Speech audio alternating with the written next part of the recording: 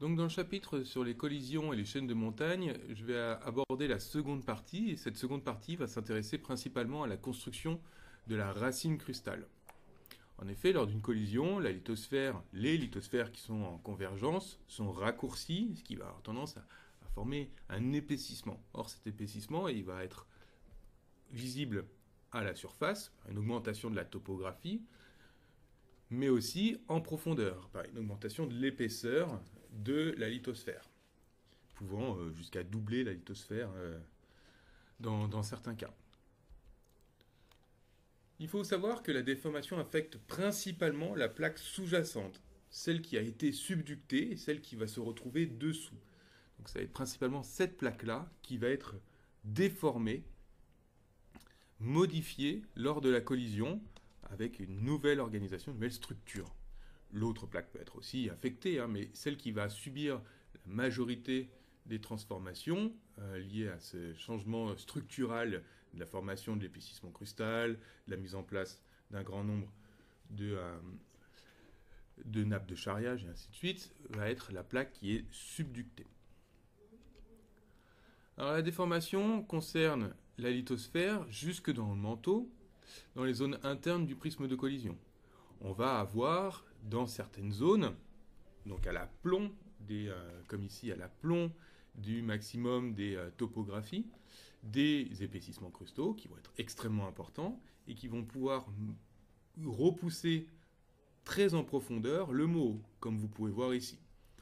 Donc là, c'est dans le cas de l'Himalaya, le Moho est ici et il est beaucoup plus profond sous le maximum de topographie à la surface.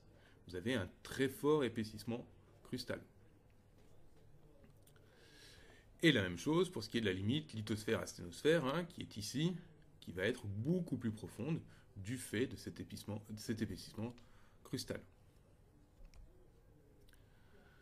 La déformation concerne la croûte continentale dans les zones centrales du prisme de collision. Donc vous allez avoir véritablement l'ensemble du système crustal qui va être modifié. Lorsqu'on va aller plus vers les parties externes de la chaîne, donc quand on va aller sur les bordures de la chaîne, cette fois-ci ça va être surtout les séries sédimentaires, donc ce qui recouvre la croûte, qui va être principalement repris dans le prisme de collision. Donc dans la partie interne, on va véritablement avoir l'ensemble de la croûte qui va être affectée, alors que dans la partie externe, ça va être surtout la partie supérieure de cette croûte. Alors quand on regarde depuis l'extérieur vers les zones les plus internes, donc les zones les plus internes, c'est les zones d'épaississement maximal, le centre de la chaîne de montagne pour faire simple, on va avoir une augmentation des contraintes qui va être croissante. Les charriages et les décollements vont affecter des terrains de plus en plus profonds en allant vers les zones internes jusqu'à la plaque, les zones les plus internes de la plaque subductée, jusqu'à arriver de l'autre côté à la plaque qui va être chevauchante et qui du coup, on va avoir une réduction assez importante, surtout si on prend des cas peu symétriques comme les Alpes, on va avoir une réduction très rapidement de ces contraintes lorsqu'on va arriver sur la plaque chevauchante. Alors, les failles inverses vont principalement affecter les terrains qui vont être fragiles de la croûte supérieure des séries sédimentaires. Donc là, typiquement, dans les prismes que vous pouvez avoir dans les Alpes externes, vous avez les terrains sédimentaires carbonatés qui vont être affectés principalement. Les charriages et les gros décollements vont affecter surtout les terrains qui vont être plus ductiles de la croûte inférieure et des séries sédimentaires, comme les marnes ou les évaporites. Donc on va avoir de la cassure dans les roches qui vont être plus avoir tendance à être cassées, et par contre on va avoir plus de décollements et de nappes de charriage qui vont se mettre en place sur des couches qui vont être plus sujettes à ce comportement, et notamment les évaporites sont assez remarquablement représentés comme étant des surfaces de décollement, notamment dans les Alpes. En France, de manière générale, vous avez une surface de décollement qui est assez récurrente au niveau du Trias sur un certain nombre de prismes de collision, tout simplement parce que vous avez des évaporites qui correspondent à cet intervalle de temps. Alors la structure et la morphologie des prismes de collision dépendent donc de la composition des séries sédimentaires de la plaque précédemment subductée. Mais on se rend compte que si on a uniquement des calcaires. Du coup, on va avoir surtout des failles inverses qui vont se mettre en place, des structurations fragiles, alors que si on a beaucoup plus d'évaporites, cette fois-ci, on va avoir tendance à avoir les décollements, comme ici, au niveau de ces évaporites. L'organisation du prisme de collision suggère que les blocs de lithosphère, de croûte et de sédiments soient détachés le long de systèmes de failles qui vont être majeurs. Et on va avoir un entraînement en dessous du bloc structural qui précède lorsqu'on a la collision qui progresse. Donc on va empiler, comme ici, on va empiler nos nappes les unes par-dessus les autres, depuis la partie interne vers la partie externe, comme on empilerait des assiettes en biais, entre guillemets, en allant toujours plus les unes sur les autres et raccourcissant de plus en plus le système, avec comme conséquence une tendance à l'épaississement. Et donc en conséquence, on va avoir le système qui va avoir tendance à être de plus en plus épais. Et in fine, on va avoir des blocs internes qui vont être soulevés lorsque de nouveaux blocs vont être détachés et sous-charriés. Donc typiquement, le système de Doramera avec ce morceau de croûte continentale qui a été subducté, puis qui va être repris dans le prisme et qui va être remis à l'affleurement dans les Alpes les plus internes. Vous avez le même exemple ici en ce qui concerne le système des Pyrénées, avec le prisme ici, la nappe plus interne par rapport à cette nappe bleue plus externe, qui va avoir tendance à se retrouver l'une en dessous de l'autre. La partie plus interne va avoir tendance à être détachée, sous-charriée, ce qui va la remonter à l'affleurement, dans la partie la plus interne. Lorsque la croûte continentale s'accroît en épaisseur dans la zone de collision, ça provient du raccourcissement et de ces différentes nappes de charriage qui vont se mettre en place les unes sur les autres. Il faut bien se rendre compte que du coup, le système de collision va s'accroître depuis les zones de frontières de plaques vers les zones externes. Donc on va avoir la zone principale de mise en place de nos structures au centre qui vont tendance à aller de plus en plus vers le bord de notre zone de collision. Et ce, souvent, du côté de la plaque qui va être subductée, qui est celle qui subit la majorité des contraintes et des transformations.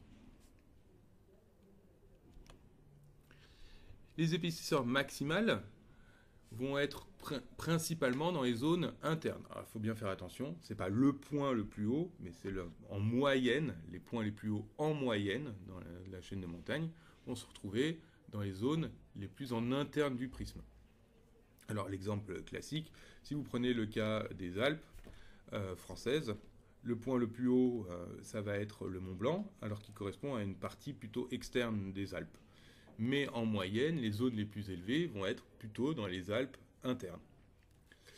Et ceci coïncide principalement à l'augmentation du relief positif, donc la zone positive, mais aussi la zone crustale. Donc le maximum d'épaississement va être dans la zone interne et va correspondre à la fois pour la partie aérienne comme la partie crustale.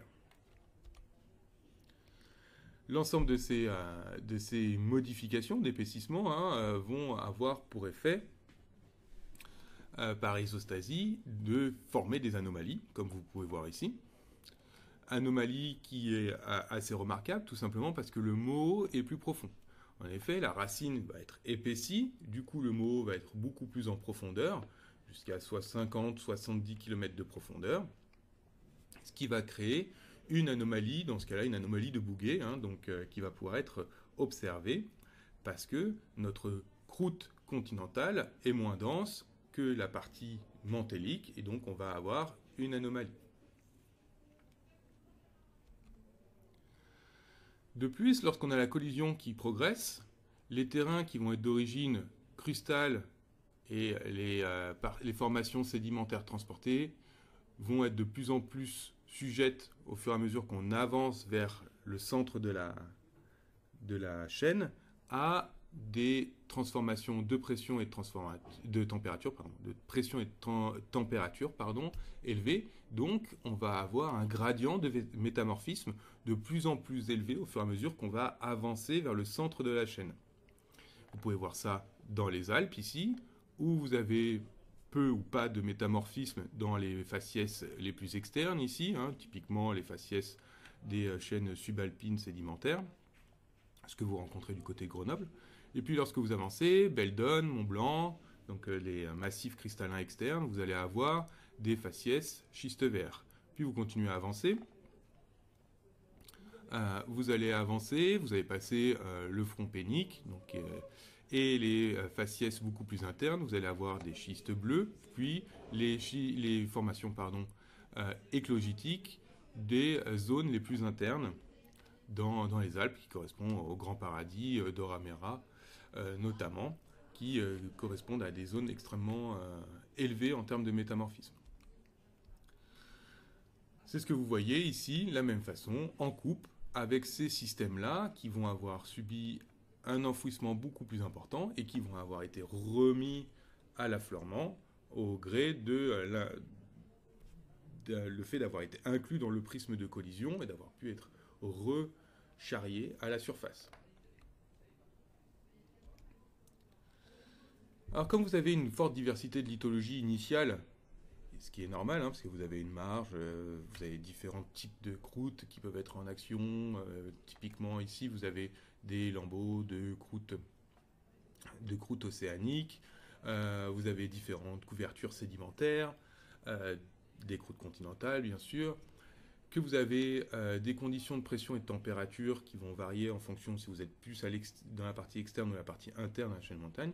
Vous allez avoir des roches métamorphisées qui vont former une très grande variété de roches secondaires, donc métamorphisées, allant des éolites aux schistes verts, les schistes bleus, les amphibolites, jusqu'aux éclogites.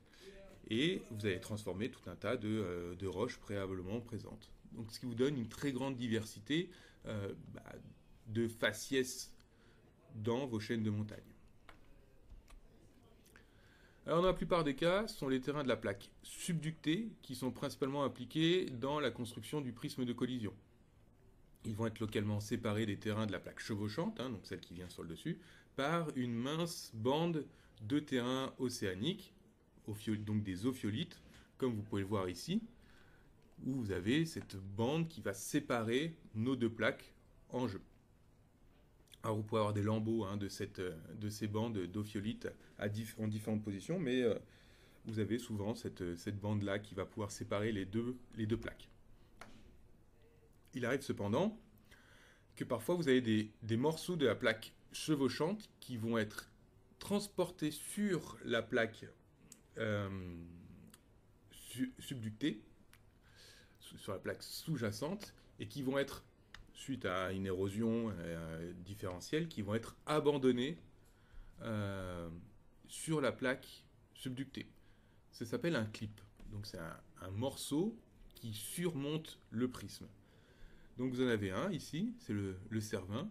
Ici, c'est un morceau de la plaque adriatique qui recouvrait l'ensemble de cette surface. Puis une partie a été érodée, ce qui fait qu'il n'y a plus qu'un morceau isolé qui a été abandonné sur la plaque subductée. Donc ça s'appelle un clip. Vous avez ici la même chose, le schéma avec ici les ensembles des Alpes internes qui remontent, les morceaux ici de la plaque chevauchante et la dent blanche, c'est le Cervin, c'est la même chose, qui correspond au clip qui était au-dessus de ce système et qui s'est retrouvé par soulèvement, par différents mécanismes, séparé, et le mécanisme qui a initié une érosion permettant la séparation du lambeau unique de plaque en deux morceaux différents. Dans la prochaine partie, nous aborderons cette fois-ci des aspects plus sur les bassins adjacents aux chaînes de montagne.